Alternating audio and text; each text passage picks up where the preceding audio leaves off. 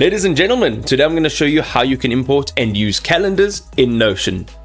Alright, so ladies and gentlemen, we are here, we are in our Gantt chart. I'm going to show you a few different ways of being able to actually create calendars here. So the first thing is being able to click down somewhere in your page and you'll see this prompt over here. So what you're going to do is use the slash and you are going to say calendar. Once you start typing that, you'll see that it is a calendar view and it's in a database.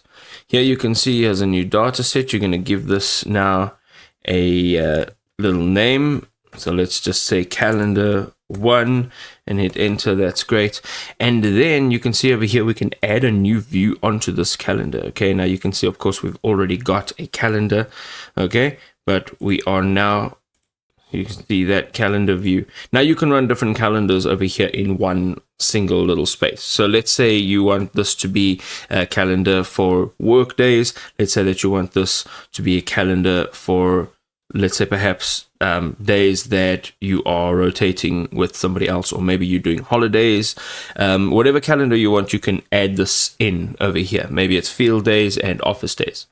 Now, another way of doing this is, let's say you want to go to one of your other spaces over here, like here, and this is projects and goal tracker. So here you can actually see this goal tracker has different views, and one of the views is a calendar view, and you can see that this calendar is then going to be different to the calendar that is in the other page.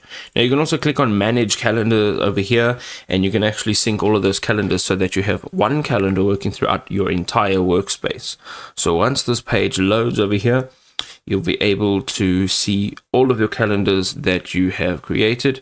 You can also, on the left-hand side, see that you can integrate a couple more calendars. So I've got my Gmail calendar connected here, this one over here, and then I've got my native Notion calendar over there.